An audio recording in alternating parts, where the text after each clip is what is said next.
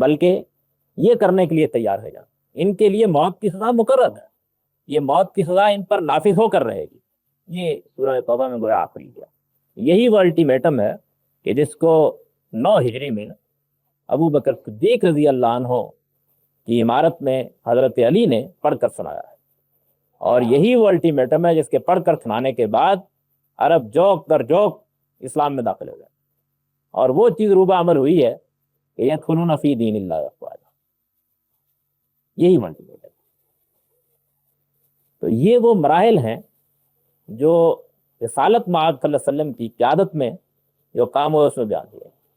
ان مراحل میں سے ایک ایک کا مطالعہ کر کے دیکھیے، ان میں سے ہر چیز صرف پیغمبر کے ساتھ آئی، اس کے انذار کی کوئی چیز ہمارے ساتھ متعلق نہیں۔ ہم میں سے کوئی شخص اپنی قوم کو کھڑا ہو کر یہ نہیں کہہ سکتا کہ اگر تم نے میری دعوت کو قبول نہیں کیا تو ایک خاص مدت کے بعد زمین پر اتاری کرو۔ یہ مدت اس تک انتظار کرنا ہے، یعنی جس کے بعد دوسرا مرحلہ آنا ہے، جس کو آپ ہجرت کا مرحلہ کہتے ہیں، اس مرحلے کو بھی میں یا کوئی دوسرا آدمی طے نہیں کر سکتا۔ اس کے بارے میں قرآن یہ کہتا ہے کہ وہ ہم طے کرتے ہیں، اور ہم طے کرتے ہیں تو اس سے ایک لمحہ پہلے بھی پیغمبر اپنی قوم کو چھوڑ کر نہیں جاتا۔ یہ کہ ہجرت لازماً پیش آ جائے گی، یہ بھی قرآن کہتا ہے کہ لازم نہیں، بلکہ اس میں پھر کچھ مراحل کا ذکر کرتا ہے۔ یعنی یہ ہو سکتا ہے کہ دارالہجرت میسر ہی نہ آئے، اس صورت میں پیغمبر کو نکالا جائے گا، قوم پر عذاب آئے گا۔ ہمارے مراحل میں اس عذاب کا کوئی مقام ہی نہیں ہے، ہم رہیں یا ہم چلے جائیں، دونوں صورتوں میں قوم پر کوئی افتاد نہیں پڑے گی۔ یعنی یہ لازم نہیں ہے، اللہ تعالیٰ کوئی آزمائش کرنا چاہے تو الگ چیز ہے، لیکن یہ لازم نہیں۔ پھر یہ کہ اس نکلنے کے بعد ہمیں دارالہجرت میسر آ جاتا ہے، کوئی فرق کر لیجیے، تو دارالہجرت کی نوعیت کیا ہوگی معلوم نہیں، وہاں ہم پھر پناہ لیں گے یا کیا؟ پیغمبر اس وقت نکلتا ہے جب اس کے لیے اس دارالہجرت میں جنگ و قتال کی اجازت کا موقع مل جاتا ہے۔ جنگ و قتال کی اجازت کا موقع ملنے کے بعد پھر وہ جو جہاد کرتا ہے، وہ جہاد سے وہ اپنی قوم کے خلاف کرتا ہے، اس کے بارے میں قرآن یہ کہتا ہے کہ وہ جہاد نہ میں کر سکتا ہوں نہ آپ کر سکتے ہیں۔ اس جہاد کی غایت کیا ہے؟ اس جہاد کی غایت یہ ہے کہ تقاتلونہم و یسلمون، وہ اسلام تک۔ اسی کو رسول اللہ صلی اللہ علیہ وسلم نے اپنی ایک حدیث میں بیان کیا ہے، جو حدیث کی متعدد کتابوں میں روایت ہوئی ہے کہ امرت ان اقاتل الناس حتی یقولوا لا الہ الا اللہ، میں اس پر مامور کیا گیا ہوں کہ میں ان مشرکین عرب سے لڑوں گا یہاں تک کہ یہ لا الہ الا اللہ کا اقرار کر لیں۔ میرے لیے جو جہاد کا حکم ہے اس کی غایت یہ نہیں، یعنی میں اس وقت تک نہیں لڑوں گا جب تک کہ لوگ لا الہ الا اللہ کا اقرار نہ کر لیں۔ میری جنگ تو ہوگی، دفاع کے لیے بھی ہو سکتی ہے، اور اقدام کے ساتھ ہو تو بس دین کا غلبہ ہو جائے گا کسی قوم پر، یا میرا اقتدار قائم ہو جائے گا، بلکہ یہ بھی ہو سکتا ہے کہ صلح کے ساتھ معاملہ کچھ مدت کے لیے طے ہو جائے۔ اس کو قرآن نے الگ سے بیان کیا۔ میں ان تمام چیزوں کے بارے میں عرض کروں گا کہ وہ ہجرت جو مجھ سے متعلق ہے وہ قرآن میں کہاں بیان ہوئی ہے، وہ ہجرت جو مجھے آج بھی کرنی پڑ سکتی ہے اس کا حکم کیا ہے، اور وہ جہاد جو مجھ سے متعلق ہے وہ قرآن میں کہاں بیان ہوا ہے۔ لیکن میں عرض کر رہا ہوں کہ یہ دیکھ لیجئے کہ انذار پہلا مرحلہ، ہجرت دوسرا مرحلہ، اور اس کے بعد جو جہاد و قتال ہوا ہے یہ تیسرا مرحلہ۔ تینوں کے تینوں مراحل در حقیقت اس الہی منصوبے کا جو، اور پھر یہ کہ یہ تینوں کے تینوں مراحل بھی در حقیقت اس خاص صورتحال کی وجہ سے پیش آئے ہیں کہ جو وہاں واقع ہو گئی، یعنی اس میں تمام دوسرے پہلو بھی بیان کر دیے گئے۔ وفات بھی ہو سکتی تھی، لتوفینک اور نرینک بعض الذین عہدہ۔ دارالہجرت میسر آنے پر قانون اور ہے، نہیں میسر آنے پر قانون دوسرا تھا۔ وہ اگر میسر نہ آتا تو عذاب آنا تھا۔ اگر اہل ایمان وہاں پہنچنے کے بعد بھی وہ رویہ اختیار کر لیتے کہ جو رویہ مثال کے طور پر حضرت موسیٰ کے ساتھیوں نے اختیار کیا، اذهب انت وربک فقاتلا انا هاہنا قاعدون، اس صورت میں بھی قرآن مجید صراحتاً یہ کہتا ہے کہ ہمارا عذاب آنا تھا۔ یقضی اللہ امرا کان مفعولا، وہ تو بات طے ہو چکی ہوئی تھی، اس کو نازل ہونا تھا۔ البتہ یہ کہ تمہارے ساتھ جو معاملہ ہم کرتے وہ ایک الگ معاملہ، اس کو بیان کیا ہے اور بڑی وضاحت کے ساتھ یہ بیان کیا۔ تو میں نے یہ عرض کیا کہ یہ قرآن مجید میں جو پیغمبر صلی اللہ علیہ وسلم کے بارے میں بیان ہوا ہے کہ آپ کی بعثت اس لیے ہوئی ہے کہ آپ دین کو غالب کر دیں، یہ در حقیقت کوئی اس امت کا مشن بیان نہیں ہوا۔ اس امت کا کیا مشن ہے یہ میں بعد میں عرض کر دوں گا۔ یہ میرے اور آپ کے لیے کوئی قانون بیان نہیں ہوا، بلکہ یہ کتب اللہ لاغلبن انا ورسلی کا حصہ۔ اس قانون کا یہ پہلو کہ اس کے نتیجے میں عذاب آ سکتا ہے، لَنُهْلِكَنَّ الظَّالِمِينَ میں بیان ہوا۔ اس کا یہ پہلو کہ اس کے بعد اللہ تعالیٰ پیغمبر کے ساتھیوں کو لازماً غلبہ عطا کرتے ہیں، لَنُسْكِنَنَّكُمُ الْأَرْضَ مِن بَعْدِهِمْ میں بیان ہوا ہے۔ چنانچہ یہی وہ غلبہ ہے جس کے بارے میں قرآن مجید سورہ نور میں کہتا ہے، عباد اللہ الذین آمنوا منکم وعملوا الصالحات لیستخلفنہم فی الارض۔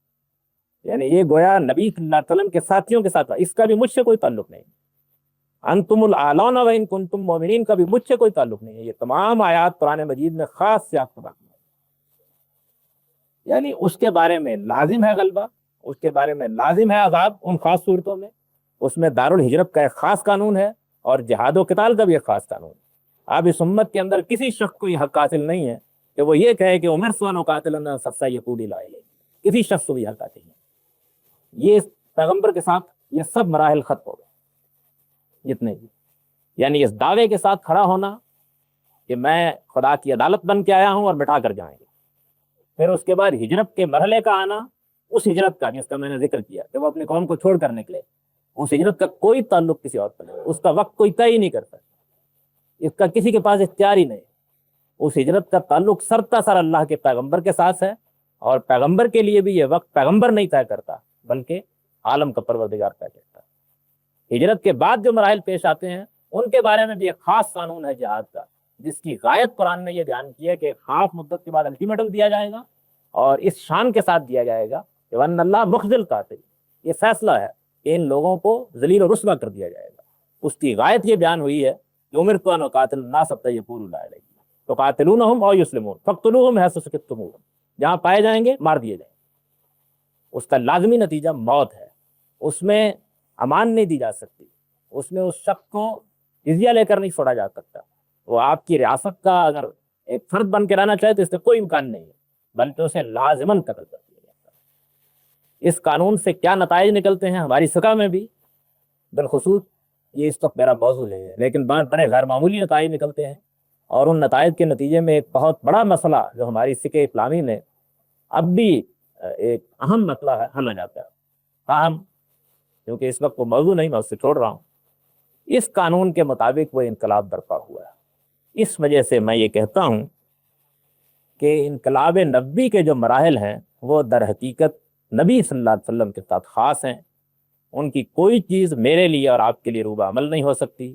مجھے کیا کرنا ہے، میرے لیے کیا ہدایت ہے، میرے ساتھ کیا معاملات پیش آئیں گے، میری قوم میں بگاڑ ہوگا تو کیا ہوگا، میری دنیا میں بگاڑ ہوگا تو کیا ہوگا، یہ خیال نہ کیجئے کہ میں نے ان چیزوں کی نفی کر دی ہے تو ان کے بارے میں قرآن مجید کی دوسری نصوص ہے، اور ان دوسری نصوص کا وجود ہی اس بات کی دلیل ہے کہ میرے لیے دوسرے احکام۔ اس لیے جب آدمی کی نظر قرآن مجید پر اس طرح نہیں ہوتی تو وہ بعض اوقات ایک ایسی جگہ سے ایک چیز کو ثابت کرنے کی کوشش کرتا ہے کہ جو حقیقت مستناسب نہیں ہے۔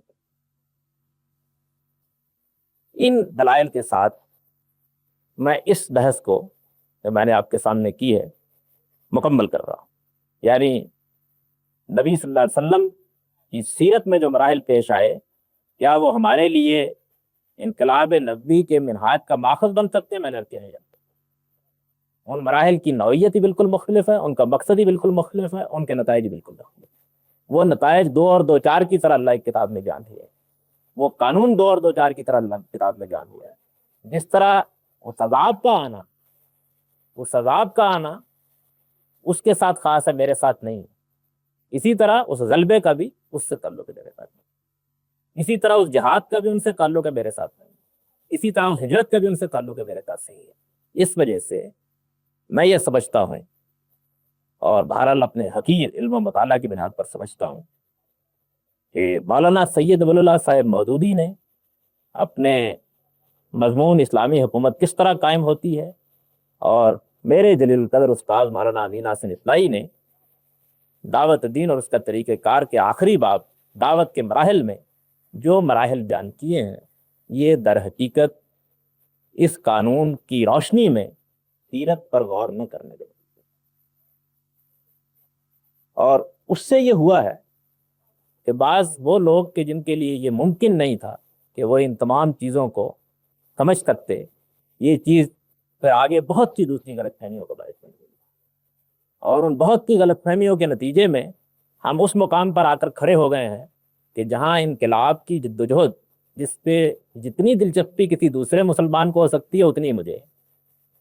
یہ واقعہ ہے کہ صحرا میں سرگردانی کی زندگی چلتی جا رہی، لیکن یہ وہ چیزیں ہیں کہ جن پر مجھے تفصیل کے ساتھ گفتگو کر دیں۔ میں یہ چاہتا ہوں کہ جتنی میں نے آپ کے سامنے معروضات پیش کر دی ہیں، اس میں چونکہ بحث اس خاص مرحلے پر پہنچ گئی ہے کہ جہاں میں ایک نقطہ نظر کی نفی میں اپنے دلائل عرض کر چکا ہوں، اس لیے اس سے پہلے کہ میں اثباتی طور پر یہ بتاؤں کہ پھر اگر یہ چیز منسوخ نہیں ہے تو وہ کیا احکام ہے جو میرے لیے ہیں، مجھے کیا ہدایات دی گئی ہیں، ان ہدایات کے ماخذ قرآن مجید میں کیا ہیں، ان سے جو حکم نکلتے ہیں ان کی کیا نوعیت ہے، اور ان کی روشنی میں مجھے جدوجہد کس طرح کرنی ہے۔ یعنی اصل میں تو میرا موضوع یہ ہے اور اس پر ہی مجھے تفصیل کے ساتھ گفتگو کرنا ہے۔ لیکن اس سے پہلے کہ میں اس کو ختم کروں، میں چند باتیں آپ کی خدمت میں کرنا چاہتا ہوں خاتمہ کلام کے طور پر۔ یہ کہ بہرحال یہ جو کچھ میں نے عرض کیا اپنے علم و مطالعے کی عرض کیا، اس میں کوئی چیز اگر آپ محسوس کریں گے کہ ناقص ہے تو میں آپ سے نقطہ نظر سننے کے لیے تیار ہوں، اور اگر یہ بات مجھ پر واضح ہو گئی یہ جو کچھ میں نے بیان کیا اس میں کہیں کوئی خلا ہے یا کوئی علمی غلطی ہے تو میں اللہ سے دعا کرتا ہوں کہ وہ مجھے برملا اس کے اعتراف سے کہے گی۔ اور یہ بات بھی کہ جب کسی چیز پر تنقید کی جاتی ہے تو اس سے مبادرت کر کے یہ نتائج نہ نکالیے کہ پھر اس کا کیا ہوگا اور اس کا کیا ہوگا، وہ جواب میرے ذمے ہے کس چیز کا کیا ہوگا۔ یعنی جو تمنا آدمی کے دل میں انقلاب کی پیدا ہوتی ہے، اس تمنا کا مقام کیا ہے، اس کے لیے جدوجہد کا لائے عمل کیا ہے، اس کے ماخذ کیا ہے، اس کا جواب میرے ذمے ہے۔ تھوڑی دیر کے لیے آپ صرف اس پہلو سے اس ساری چیز پر غور کیجئے کہ میں جس چیز کی نفی کر رہا ہوں اس نفی کے لیے میری دلیل میں کیا وزن ہے اور کیا نہیں۔ جب یہ بات طے ہو جاتی ہے کہ ایک چیز اصولی طور پر صحیح نہیں ہے تو پھر یہ اگلا مرحلہ ہے کہ کیا چیز صحیح ہے۔ اسی طریقے سے یہ بھی بحث و نظر کا کوئی طریقہ نہیں ہے کہ آپ اپنے مخاطب کی نیت سے اتر جائیں اور یہ خیال کرنا شروع کر دیں کہ ضعف ارادہ مرکب اور ضعف ارادہ بسیط کے نتیجے میں یہ لوگ انقلاب کی جدوجہد سے بھاگ رہے ہیں۔ یہ ضروری ہے کہ پہلے ان لوگوں کا نقطہ نظر صحیح ہے۔ جب ایک چیز دین کے ماخذ سے ثابت نہیں ہے تو پھر وہ کسی سختی کا ہدف بھی نہیں بن سکتی۔ یہ ممکن ہے پہلے آپ کو اس کے ماخذ سے ثابت کرنا، یہ بتانا ہے کہ یہ چیز خلوا کے دین میں موجود ہے۔ میں آپ سے عرض کروں کہ غلام احمد قادیانی صاحب کی بڑی مشہور کتاب ہے اسلامی اصول کی فلسفی۔ یہ کتاب انہوں نے اس مشہور کلوکیم میں پیش کی تھی جو مذاہب کے مطالعے کے لیے لاہور کے جناح ہال میں ہوا تھا، اس زمانے میں اس کو ٹاؤن ہال ہی کہتے تھے۔ اب اس میں انہوں نے اسلام کا تعارف کرایا اور اس بات پر ایک پورا باب قائم کیا اور اس کو اسلام کی سب سے بڑی خصوصیت قرار دیا ہے کہ وحی و الہام کا سلسلہ اس دین میں کھلا ہے۔ اس وقت ابھی انہوں نے نبوت کا دعویٰ نہیں کیا، یہ 1896 میں کلوکیم ہوا تھا۔ اب یہ بات جو انہوں نے کہی اس کی بنیاد پر انہوں نے ہمارے اہل علم کے بہت سے معاملات کا بہت مذاق اڑایا کہ دیکھیے جناب یہ تو یہ کہتے ہیں کہ اللہ تعالیٰ کی رحمت ہی بند ہو گئی، یہ تو یہ کہتے ہیں کہ پروردگار کائنات اب کسی بندے کو اس طرف سے نوازتا ہی نہیں، یہ تو یہ کہتے ہیں کہ یہ اللہ کی روحانی برکات کا دروازہ اللہ تعالیٰ نے 14 سال پہلے بند کر دیا، صرف شریعت ختم ہوئی ہے، شریعت کی ختم ہونے کی یہ وجہ ہے۔ باقی یہ کہ اب بھی اگر آپ اپنے آپ کو بلند کریں تو آخری منزل یہ پا سکتے ہیں۔ ہر آدمی اندازہ کر سکتا ہے کہ یہ بالبداہت غلط اتجاہ ہے۔ جس چیز کا آپ دین میں وجود ثابت کر رہے ہیں پہلے اس کو ثابت کر لیجئے۔ یہ مرحلہ اس سے بعد کا ہے کہ آپ کسی دوسرے کو وحی الہام سے محروم قرار دیں، پہلا مرحلہ یہ۔ اور اگر ایک آدمی اخلاص اور نیکیتی کے ساتھ یہ سمجھتا ہے کہ یہ چیز دین میں ثابت نہیں ہے تو پھر میرا یا آپ کا کام اس کے سوا کچھ نہیں کہ ہم اس کے سامنے دلیل کے ساتھ اس کی پیش بات کریں۔ وہ چیز ثابت ہو جائے گی تو آپ اس کے اوپر سختی بھی کر سکتے ہیں، آپ اسے تانا بھی دے سکتے ہیں۔ لیکن اگر وہ چیز ہی ثابت نہیں ہو رہی تو پھر اس کے بعد آپ یہ تو کہہ سکتے ہیں کہ تمہاری یہ رائے ہمارے نزدیک مضبوط نہیں ہے، ان دلائل کی بنیاد پر قابل قبول نہیں ہے، لیکن پھر اس کے اوپر ذوق ارادہ بسیط اور ذوق ارادہ مرکب کے طبقے میں دیا جاتا ہے۔ دین میں پہلے اس چیز کو ثابت کرنا لازم ہوتا ہے، پھر اس کے بعد آپ کسی شخص کی نیت، اس کے اخلاق، دین کے ساتھ اس سے تعلق اور اس کی جدوجہد کو دینے جاتا ہے، وہ چیز ہی میرے پاس نہیں آئی۔ تو میں آپ کو عرض کرتا ہوں کہ مجھے اس کا بڑا تلخ تجربہ ہوا ہے زندگی میں۔ میں جب نیا نیا یہاں آیا، مولانا امین حسین اصلاحی جن کے نقطہ نظر پر میں نے تنقید کی ہے، میرے استاد گرامی، اس وقت مجھے بہت زیادہ تعارف نہیں تھا ان سے۔ میں نے بعض جماعت اسلامی کے احباب سے ان کے بارے میں جب معلومات چاہیں تو اس میں یہ بھی معلوم ہوا کہ جماعت کو چھوڑ کر چلے گئے۔ ابھی اس وقت اس سارے قضیے کی تحقیق کا موقع نہیں ملا تھا جب ماچی بورڈ کی صورت میں پیش آیا۔ تو میں نے کچھ لوگوں سے پوچھا تو انہوں نے کہا کہ اصل میں بات یہ ہے کہ وہ مولانا مودودی صاحب نے کچھ سیاسی جدوجہد شروع کر دی، اس میں جیل وغیرہ کا مرحلہ پیش آ گیا، وہ بیچارے ڈر کے چلے گئے۔ یہ کسی کے موقف کو پیش کرنے کا کوئی انداز نہیں۔ بعد میں جب حقائق کا مطالعہ کیا تو بالکل دوسری صورت نمودار ہوگی۔ موقف کیا تھا، انہوں نے کس بنیاد پر اختلاف کیا، آپ یہ کہہ سکتے ہیں کہ ان کی رائے غلط تھی، آپ یہ کہہ سکتے ہیں کہ ان کی رائے صحیح، لیکن یہ ایک نہایت ہی بدترین طریقہ ہے کہ آپ کسی چیز کے بارے میں نتائج نکال کر یہ کہیں کہ غالباً اس اختلاف کی وجہ یہ بدنیتی ہے۔ نہیں، یہ مان لیجئے کہ دوسرا آدمی بھی اخلاص سے دین کو سمجھنا چاہتا ہے، اخلاص سے ایک رائے رکھتا ہے، اس رائے کے دلائل رکھتا ہے، اس دلائل کی بنیاد پر اس کو پیش کرنا چاہتا ہے۔ آپ اگر حوصلہ رکھتے ہیں تو علمی دلائل کے ساتھ اس کی تردید کیجیے، اور دلیل وہ چیز ہوتی ہے کہ جو اگر آپ پیش کرتے ہیں تو جلد یا بدیر فیصلہ کن ہو جاتی ہے۔ یہ دلیل کی خصوصیت، وہ مضبوط ہے تو فیصلہ کن ہو جائے گی، اس کے مقابل میں ہر پھپتی بیکار ہو جاتی ہے۔ اور یہ بھی میں عرض کر دینا چاہتا ہوں کہ اسلام کے لیے اگر کوئی انقلاب برپا ہوگا تو میں پہلے عرض کر چکا ہوں اپنے پہلے لیکچر میں کہ اس میں سب سے پہلے جو نقطہ نظر لے کر آپ اٹھیں گے اس کے علمی غلبے کا پردہ۔ جب تک آپ اپنی بات کو ہر میدان میں کھڑے ہو کر پوری شان کے ساتھ پیش نہیں کر سکتے، آپ دوسرے کے نقطہ نظر کی علمی تردید نہیں کر سکتے، اس وقت تک محض آپ کے قال و تشنیع کر لیں گے۔ یہ میں نے صرف اتنی عرض کیا کہ میں نے جو آپ کی خدمت میں معروضات پیش کیا ان کو خالص علمی سزا میں سنیے، ان سے کوئی نتیجہ نکالنے کی صحیح نہ کیجیے، ان کے بارے میں یہ خیال نہ کیجیے کہ ان معروضات کے نتیجے میں پھر فلاں معاملے کا کیا بنے گا اور فلاں، اور غالباً یہ حضرت کیونکہ علمی مزاج کے آدمی ہیں اس لیے اس میدان میں اترنا نہیں چاہتے، اس کی تردید کر رہا ہوں۔ میں آپ کو گواہ کر کے یہ کہتا ہوں اور اپنے پروردگار کو گواہ کر کے یہ کہتا ہوں کہ میں نے جب سے شعور سنبھالا ہے، دین کا جو تقاضا بھی میرے سامنے آیا اس میں رخصت کی راہ کبھی چلائی، اور میرا بستر اب بھی بنا ہوا ہوتا ہے۔ مجھ پر اگر راستہ واضح ہو جائے گا تو مجھ سے زیادہ کوئی آدمی اس پر سرپٹ بھاگنے والا آپ کو نہیں ملے گا، لیکن پہلے اس بات کو واضح ہونا چاہیے۔ اس مرحلے پر میں نے یہ توجہ دلانا اس لیے مناسب سمجھا کہ اب اگلا مرحلہ یہ ہے کہ مجھے مثبت طور پر یہ بتانا ہے کہ وہ کیا اساسات ہیں جو میرے لیے بیان ہوئی ہیں، ان کو کس طرح میں سمجھتا ہوں۔ یعنی میرے لیے مطلب یہ ہے کہ اللہ کے پیغمبر کے علاوہ دنیا میں جو لوگ بھی اس مقصد کے لیے جدوجہد کریں گے ان پر کیا ذمہ داریاں ہیں، کیا چیزیں ان کے لیے لازمی ہیں، کیا چیزوں کو انہیں اپنانا ہے، اس کے لیے کیا ہدایات دی گئی ہیں، ان کی روشنی میں حکمت عملی کیا ترتیب پاتی ہے۔ اور اصولی طور پر میں یہ عرض کر سکتا ہوں کہ وہ اصولی باتیں ہیں جو بیان کر دی گئی ہیں، ان کے سامنے آنے کے بعد حکمت عملی کو طے کرنا یہ ایک اجتہادی مسئلہ ہے۔ کیوں اجتہادی مسئلہ ہے؟ میں نے اس سے عرض کر دیا کہ اس کے لیے در حقیقت قرآن و سنت میں کوئی چیز ہم کو پابند کرنے والی بیان نہیں ہے۔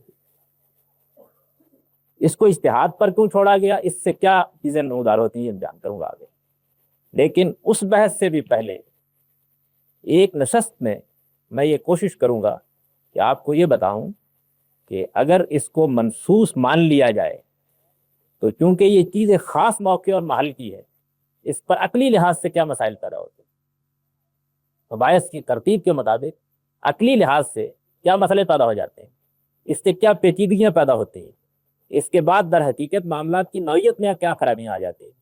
اس موضوع کے اوپر ایک نشست اس سے پہلے میں اپنے نقطہ نظر کو بیان کرنا ہے۔ اب میں یہ چاہتا ہوں کہ آپ کو اس کا موقع دوں کہ آپ جتنی بحث میں نے اب تک کی ہے اس کے بارے میں بہت بے تکلفی کے ساتھ جو سوال چاہتے ہیں ان پر، اور میں یہ کر رہا ہوں کہ میں اگر آپ چاہیں گے تو اس بنیادی بحث کے بعد اگلے اتوار کو اگلا مرحلہ یعنی اس کے عقلی مفاسد بیان کروں گا، لیکن اگر آپ محسوس کریں گے کہ سوالات کے لیے وقت چاہیے تو وہ پوری نشست صرف سوالات ہی کے لیے وقت، اور اس وقت اس کے سلسلے کو بند کروں گا جب کہ اس بنیادی بحث کے بارے میں آپ کا اطمینان ہو جائے گا اور اس میں کوئی سوال باقی رہے گا۔ اقول و قولی ھذا واستغفر اللہ لی ولکم۔ اب میں تصویر کے بارے میں ہے سوال کیا بلکہ سوالات، کیونکہ موضوع زیر بحث نوعیت ذرا مختلف ہے، اس لیے آپ اس پر سوالات کر لیجئے، اگر اس کے بعد وقت بچا تو میں انشاءاللہ کے روایت۔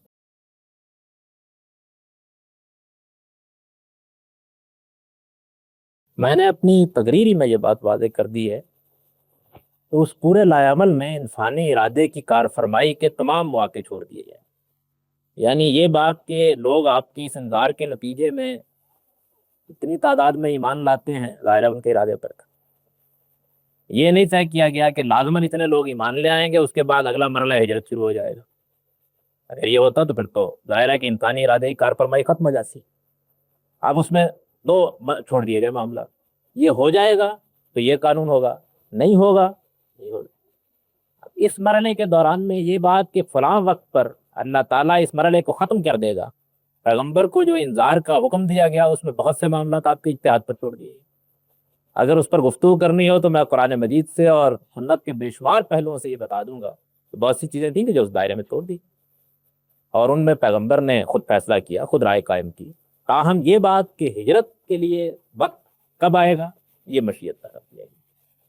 پھر اس کے بعد یہ ہے کہ جب نبی صلی اللہ علیہ وسلم کے ساتھی چلے گئے تو ان کو جہاد کا حکم دیا گیا، جہاد کی غایت طے کر دی گئی، اور یہ بھی بتا دیا گیا کہ تمہیں اس راستے میں اترنا ہے اور ہم یہ دیکھیں گے کہ تم کس حد تک ثابت قدم رہتے ہیں۔ اس کا قانون بیان کیا گیا کہ اگر تم میں 20 ثابت قدم رہیں گے تو لازماً 200 پر غالب آ جائیں گے، یہ قرآن نے بیان کی۔ اگر اتنے ثابت قدم رہیں گے تو لازماً اتنوں پر غالب آ جائیں گے۔ بعد کے مراحل میں اس تناسب کو بدلا گیا اور یہ کہا گیا کہ چونکہ اب زیادہ تعداد میں لوگ مسلمان ہو گئے ہیں اور ان کے اندر ایمان کی وہ حالت نہیں رہی، اس لیے اب یہ نسبت 1 اور 2 قائم کر دی گئی۔ تو یہ تو ہو گیا، لیکن جس میں یہ ارادہ باقی رکھا گیا کہ اگر وہ کمزوری دکھا جائیں تو پھر ان کے ساتھ کیا معاملہ کرنا ہے وہ اللہ تعالیٰ نے بیان کر دیا، اور قوم کے ساتھ کیا معاملہ کرنا ہے وہی بیان کر دیا۔ تو اس میں انسانی ارادے میں جتنے پہلو ممکن ہو سکتے ہیں ان سب سے مدد رکھا گیا۔ اسی لیے تو میں یہ عرض کرتا ہوں کہ جب آپ سیرت میں دیکھتے ہیں تو جو چیزیں عملاً واقع ہوئی آپ ان کو مراحل بنا لیتے ہیں، جب آپ قرآن میں دیکھتے ہیں تو معلوم ہوتا ہے کہ اس نے تو مراحل کے اندر بہت سے الٹرنیٹیوز تھے، یہ ہوگا تو یہ ہوگا، یہ ہوگا تو یہ ہوگا، تو وہاں سے مراحل بالکل دوسرے معلوم ہوتے ہیں۔ اس کی روشنی میں آپ دیکھیے تو صاف معلوم ہو جاتا ہے کہ اس کی نوعیت کیا ہے۔ آپ فرض کیجئے کہ بدر کے میدان میں منصوبہ بندی یہ بتا دیا گیا کہ نکلنا اور نکل کر وہاں پڑاؤ کرنا، بیٹھنا، طے کرنا، اس میں سے یہ معاملات ہم نے طے کر دیے ہیں، اور یہاں تک کہا گیا کہ اگر اس لشکر کے آنے کی مدت تم طے کرتے سورہ انفال میں تو لختلفتم، لازماً معاملہ مختلف ہی ہو جاتا، اور مختلف ہی ہو جاتا تو پھر وہ نتیجہ نہ نکل سکتا، ولیکن لیقضی اللہ امرا کان مفعولا، وہی یہ آیت آئی ہے، لیکن اللہ طے کر چکا تھا کہ اس کو اس معاملے کو طے کرنا، پھر ان کو کم دکھانا، ان کو زیادہ دکھانا، اس کے بعد پھر کہا لیقضی اللہ امرا کان مفعولا۔ تو اس میں انسانی ارادہ اور پیغمبر کے اتحاد کا ایک دائرہ ہے جس میں وہ کام کرتے ہیں، باقی معاملات جو ہیں ان کو طے کر دیا۔ اب یہ کہ کن کن معاملات میں انہوں نے اپنی ذاتی رائے اختیار کی، کہاں کہاں اس کے مواقع پیش آئے، اس میں پیغمبر نے کس کس جگہ اپنی بصیرت کے مطابق فیصلے کیے، وہ اگر موقع تو میں پورے لیکچر میں بتا سکتا ہوں، یعنی ایک مفصل گفتگو اس پر کی جا سکتی ہے، لیکن میں ان مراحل پر اس وقت گفتگو کر رہا ہوں کہ ان میں سے کوئی ایک چیز بھی در حقیقت ہم سے متعلق ہے۔ ہماری جد و جہد میں نہ وہ انذار کیا جاتا ہے، ہماری جد و جہد میں نہ اس طریقے سے ہجرت کا وقت آتا ہے، ہماری جد و جہد میں نہ اس ہجرت کے وہ نتائج نکلتے ہیں، ہماری جد و جہد میں نہ جہاد کے لیے وہ غائب مقرر کی گئی ہے، اور ہماری جد و جہد میں نہ اس سے وہ نتائج نکلتے ہیں جو بیان کی ہے۔ یہ سب کی سب چیزیں در حقیقت اس الہی منشی لے جاتی ہیں۔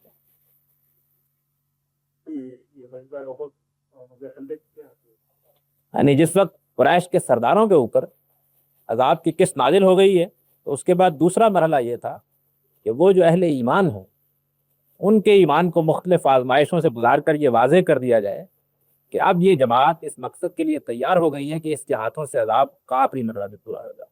اس دوران میں قریش نے جو حملے کیے ہیں ان میں دفاع بھی ہوا ہے اور ان میں جنگ بھی ہوا ہے اور اس سے مختلف نتائج بھی نکلے ہیں۔ اس درمیانی مرحلے کو قرآن مجید نے بیان کر دیا کہ اب تمہاری تربیت کا مرحلہ شروع ہو گیا. ہمارے عذاب کا پہلا مرحلہ وہاں مکمل ہو گیا اور دوسرا مرحلہ 9 ہجری میں شروع ہوگا.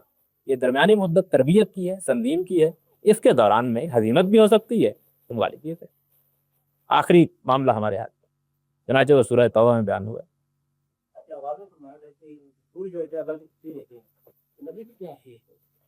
دیکھیے لفظ سفیر میں نے اس معنی میں استعمال کیا ہے کہ گویا وہ خدا کا فرمان واجب الذان لے کر آتے ہیں اور اپنی قوم کے لیے عدالت بن کے ہوتے ہیں, اس کا فیصلہ سناتے رہتے ہیں.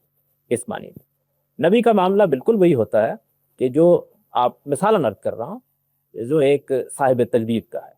یعنی وہ بہرحال ایک ایسی قوم میں آتا ہے جو کسی رسول کی پیرو ہوتی ہے, اور اس قوم میں آ کر وہ رسول دوسرے رسول کے آنے تک اپنی قوم میں تجدید ایمان اور دعوت اور اس طرح اقسام کرتا ہے, ان کی اطلاع کرتا ہے, جیسے کہ آپ بنی اسرائیل میں آنے والے انبیاء کو دیکھتے ہیں. یہی وجہ ہے کہ نبی صلی اللہ علیہ وسلم نے جو تشبیہ دی ہے, اگر وہ روایت صحیح ہے تو وہ بھی یہی ہے کہ علماء امتی کا انبیاء بنی اسرائیل, رسول بنی اسرائیل.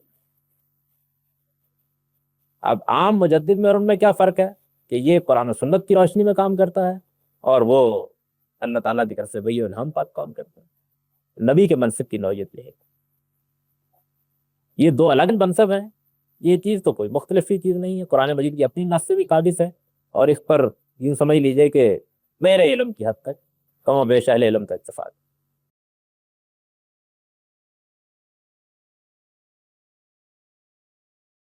یہ اپنی پوزیشن واضح کرنا ہوگی. آیا ہم یہ دعوت نئے سرے سے دے رہے ہیں یا یہ دعوت 14 سال پہلے دی گئی دعوت کا بس صرف تسلسل ہے؟ اگر یہ اس دعوت کا تسلسل ہے تو اس کی شرائط اور مراحل بھی وہی نہ لاگو ہوں گے جو 14 سال پہلے تھے. یہ جو کام ہم کر رہے ہیں یہ اس دعوت کا تسلسل ہی نہیں. وہ دعوت انذار کی دعوت تھی, اتمام حجت کی دعوت تھی. اس دعوت کے نتیجے میں یا عذاب آنا تھا یا اس کے نتیجے میں غلبہ ہونا تھا. وہ ایک قانون کے تحت ہوئی. اب اس کے بعد جو دعوت ہمیں دینی ہے اس کے ماخذ دوسرے ہیں اور وہ قرآن مجید میں دوسری جگہوں پر بیان نہیں. اس کا طریقہ دوسرا ہے اور وہ قرآن مجید میں دوسری جگہوں پر بیان ہوا. وہ میں انشاءاللہ وضاحت سے بیان کروں. اس وجہ سے یہ رسالت کی دعوت کا تسلسل نہیں.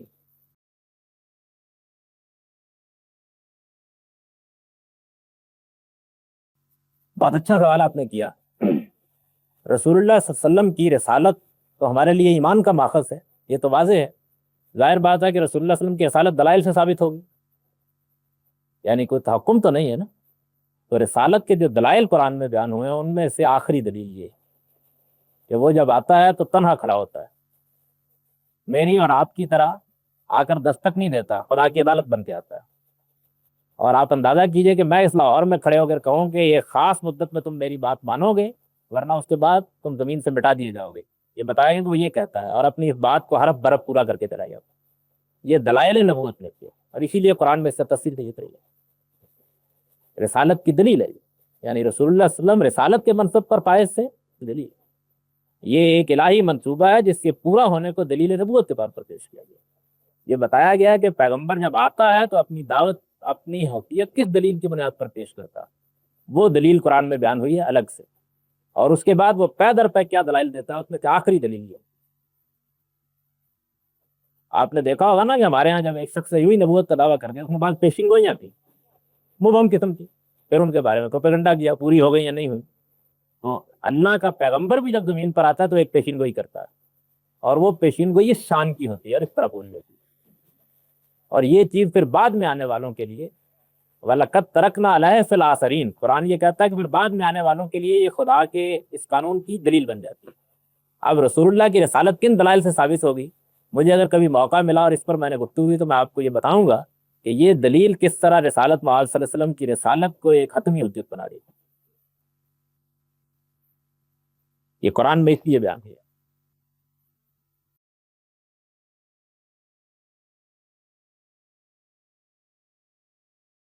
میرا بھی موقف یہی, یعنی جس طرح سے میں اپنی وضاحت کر رہا ہوں بات, اگر آپ اجازت دیں. سنت جس کو آپ اصطلاح میں حدیث بھی کہتے ہیں, رسول اللہ کا طریقہ بھی کہتے ہیں, یعنی میں سنت کا لفظ اس معنی میں بول رہا ہوں جس معنی میں ہمارے اہل علم بولتے ہیں. پیغمبر کا قول فعل تقریر سب چیزیں یہ دین میں اسی طرح حجت ہیں جس طرح قرآن مجید حجت ہے. یہ بات خود قرآن سے واضح ہے. اب اس کے بعد اس کی دو صورتیں ہوتی ہیں, وہ بھی بالکل بدی ہے. یعنی پیغمبر صلی اللہ علیہ وسلم کوئی کام کریں گے, کوئی بات کہیں گے, جو قرآن ہی کے کسی نقطہ نظر کی شرح ہوگی. یہ تو واضح ہے نا بات. اب جب قرآن سے متعلق وہ سنت بیان ہوتی ہے تو لازمی طور پر قرآن میں اس کا ماخذ دیکھا جاتا ہے. ایک اصل وہ ہے تو سب کہیں جا کر معلوم ہوگا کہ یہ شرح کہتے ہیں. ورنہ ہو سکتا ہے کہ آپ شرح پہ غور کر رہے ہوں اور اس سے ایک بالکل نیا آپ نقطہ دریافت کر لیں، حالانکہ قرآن مجید اس شرح کو لے ہی دوسرے معنوں میں رہو. میں نے اسی کی مثال دی تھی انتخابات کی پچھلی دفعہ کہ آپ میں فرق کر لیجیے کہ سنت میں یہ دیکھا کہ گلگت اور وہاں انتخابات نہیں ہوئے. آپ اصل ماخذ میں دیکھیں گے تو نوعیت بالکل بدل جائے گی. یہ اس طرف ان معاملات میں ہوتا ہے جن میں سنت جو کچھ کہتی ہے وہ قرآن میں بھی بیان ہوا ہے.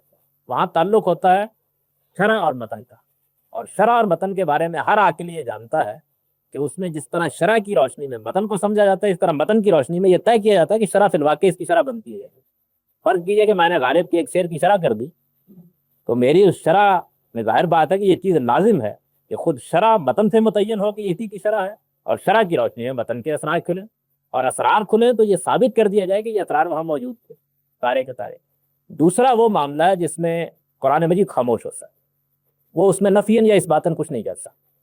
اس میں سنت کے بارے میں یہ تو دیکھا جاتا ہے کہ نبی صلی اللہ علیہ وسلم کی اس طرف اس کی نسبت کس طرح ہوئی ہے. اس میں سند کا معاملہ بھی زیر بحث آتا ہے، بہت سی دوسری چیزیں زیر بحث آتی ہیں، لیکن جب وہ ان ذرائع سے طے ہو جاتی ہے تو پھر حجت ہوتی ہے. اس کی مثال بھی عرض کر دیتا ہوں. جیسے مثال کے طور پر ختنہ ہے، داڑھی ہے، اسی طرح ناخن کاٹنا جس کو تکلیم اظفار کہتے ہیں، اور اس طرح کی بہت سی چیزیں ہیں. میں نے مثال عرض کیا کہ جن کا قرآن میں کوئی ذکر نہیں، وہ بجائے خود حجت ہے. اور اتنی بڑی حجت ہے کہ میں نے پچھلی دفعہ یہ عرض کیا تھا کہ مثلا داڑھی آپ لوگوں کے نزدیک شاید سنت ہو، میرے نزدیک دین کا شعار ہے، اس لیے خود پیغمبر نے اس کو شعار قرار دیا ہے. اور اس کو چھوڑنے کا مطلب یہ ہے کہ آدمی اپنے آپ کو اسلامی ملت ہی سے بالکل الگ کر کے پیش کر رہا ہے. یعنی سنت یہ حیثیت ہوتی ہے ان معاملات میں. تو میں نے یہ عرض کیا کہ اب یہ جو سیرت کا معاملہ ہے تو اگر تو قرآن مجید ہمارے پاس پیغمبر آتے اور پہلے دن پکڑا دیتے، اس میں تو کوئی لکھا ہوا نہ ہوتا اس کے بارے میں، تب تو سیرت انڈیپینڈنٹ باقل بن سکتی ہے. اب ناگزیر ہے کہ اس کے تمام مراحل کو جو قرآن میں بیان ہوئے ہیں اس روشنی سے بن جائے گا. میری اس بات کا یہ پتہ ہے، اور یہ وہ بات ہے کہ جو میں نہیں جانتا کہ امت کے اہل علم میں سے کس نے اصول کی حیثیت سے نہیں ماری. یعنی اگر آپ چاہیں تو میں پہلی صدی سے لے کر اس موجودہ دور تک کے اکابر اہل علم کی بات سے یہ بات واضح کر سکتا ہوں، سب کی رائے. جن معاملات میں قرآن ناطق ہے وہاں سنت صرف شرح کر سکتی ہے، اور شرح کے لیے ضروری ہے کہ اس کو متن کے ساتھ متعلق کر کے دکھا دیں. اس کو متن سے غیر متعلق کر کے مزے کا سے صورت پیدا ہو جاتی ہے. اور جن معاملات میں قرآن خاموش ہے ان میں سنت بجائے خود ماخذ ہدایت. ارے میں قرآن خاموش نہیں ہے، اتنا ناطق ہے کہ اگر میں یہ کہوں کہ 2/3 قرآن میں صرف یہی مطلب میرے پاس آیا تو میں غلط نہیں کر رہا. اتنا ناطق سوال یہ ہے کہ اس کو تنہا سیرت سے کیسے سمجھا جا سکتا. اور ابھی میں نے بتا دیا آپ کو کہ جتنے مراحل آپ سیرت پہ دیکھ رہے تھے ان کی نوعیت قرآن سے بالکل مختلف آ رہی ہے. اب اس کے بعد یہ نہیں ہوا کہ سیرت کا انکار کر دیا گیا، سیرت کا صحیح مفہوم سمجھ جائے گا. یہ معلوم ہو گیا کہ اس کی کیا چیز کہاں سے متعلق ہے اور کیا چیز کہاں سے تھی. یہ ہوتا. اس لیے حدیث اور سنت کے بارے میں کوئی غلط فہمی نہیں ہونی چاہیے ہمارے موقف سے متعلق. ہم قطعی طور پر بغیر کسی ابہام کے یہ کہتے ہیں کہ پیغمبر کا قول، فعل اور تقریر یہ دین میں اسی طرح حجت ہے جس طرح کی فراست ہے. لیکن اس کی یہ 2 صورتیں بدیہی ہیں. جن معاملات میں قرآن ناطق ہے وہاں پیغمبر کو صرف شرع کا اختیار ہے، اس سے زیادہ نہیں. نہ وہ اس کو منسوخ کر سکتا ہے، نہ اس میں ترمیم کر سکتا ہے، نہ اس میں تغیر کر سکتا ہے. اس میں صرف شرع کرتا ہے. اور جن معاملات میں قرآن خاموش ہے ان معاملات میں وہ بجائے خود حجت ہے، بجائے خود ماخذ ہے. وہ تحلیل کرتا ہے، وہ تحریم کرتا ہے، وہ جائز کرتا ہے، وہ ناجائز کرتا ہے. اور اس کی بات ماننا بھی اسی طرح لازم ہے جس طرح قرآن کی بات ماننا ہے. اگر میرے اس موقف میں کوئی علمی پہلو سے خلا محسوس ہوتا ہو تو میں اس پر ہر معارضے کے لیے تیار.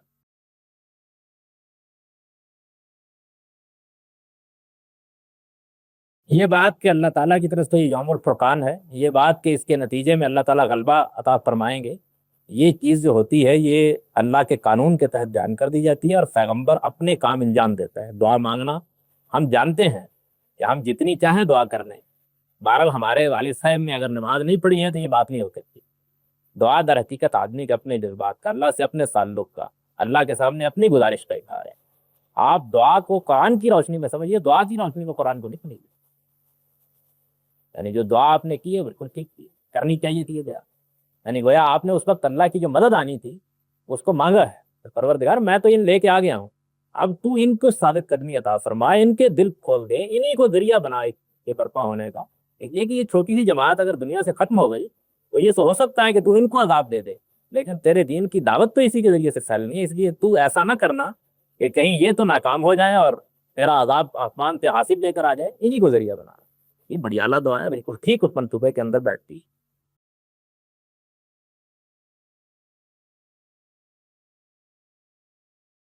یعنی میں نے اس پہ اصولی بات عرض کر دی تھی کہ امام مالک کا قول بھی اتنا محتاج ہے کہ اس کو خود قرآن و سنت کی روشنی نکل جائے گا، لیکن آپ نے پھر سوال کو دوہرا دیا ہے. میرا تو خیال تھا کہ وہی ساری تقریر کے بعد آپ کیا سمجھ میں آ جائے گا، تو میں عرض کر دیتا ہوں. اس کے الفاظ بھی ہیں کہ اس امت کے اول کی اصلاح جس ذریعے سے ہوئی اسی سے احتیاط رکھی ہو. اس امت سے کیا مراد ہے؟ وہ امت جو انقلاب کے بعد برپا ہو گئی، اس کی اصلاح کیا کیسے ہوئی؟ ایک خلاف سے راشدہ دے رہی ہے. آج بھی اس امت کی اصلاح جو ہے وہ آپ کی تبلیغی اور دعوتی نتائج سے نہیں، خلاف سے راشدہ کی لیے. یہ مطلب ہے امام مالک کے قول کا. آپ اس میں اس امت کے الفاظ پر غور نہیں کرتے، حالانکہ جن کے خلاف انقلاب برپا کیا وہ اس امت کے مصداق نہیں ہے، وہ تو کفار و مشرکین ہیں. اس امت کی اصلاح بالکل صحیح کہا ہے امام مالک.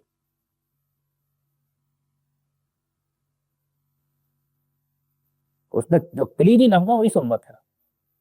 یہ امت برپا ہوئی ہے آ کر مدینے میں، اور اس کی اصلاح کے لیے جو طریقہ وہ خود قرآن میں بیان ہوا ہے. امام مالک کا قول قرآن سے ماخوذ ہے. قرآن یہ کہتا ہے کہ اس امت کو اگر صحیح نہج پر رکھنا ہے تو اس کا طریقہ یہ ہے کہ اس کے اندر اللہ کے دین کو غالب کرنے والی حکومت قائم رکھی جائے. یہ نہیں ہو سکتا کہ ریاست کا اقتدار تو اہل باطل کے ہاتھ میں ہو اور آپ کی اصلاح کی کاوشیں کامیاب ہو جائے. اصلاح اسی وقت اس امت کی ہو سکتی ہے جبکہ اس کے اقتدار کی اصلاح ہے.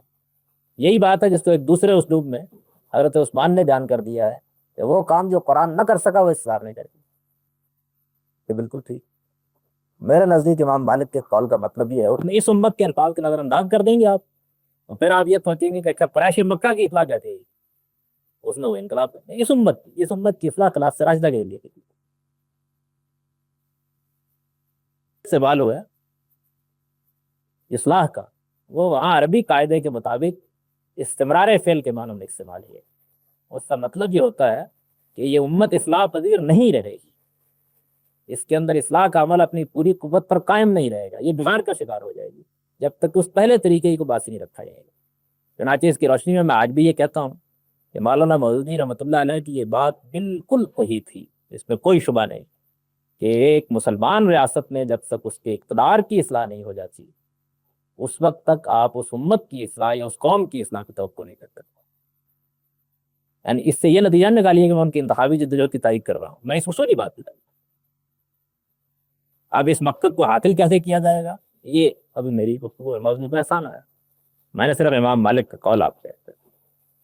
اللہم صلی اللہ علیہ وسلم ربنا لا تزغ قلوبنا بعد إذ هديتنا وهب لنا من لدنك رحمة اللهم أرنا الحق حقا وارزقنا اتباعه وأرنا الباطل باطلا وارزقنا اجتنابه. صلی اللہ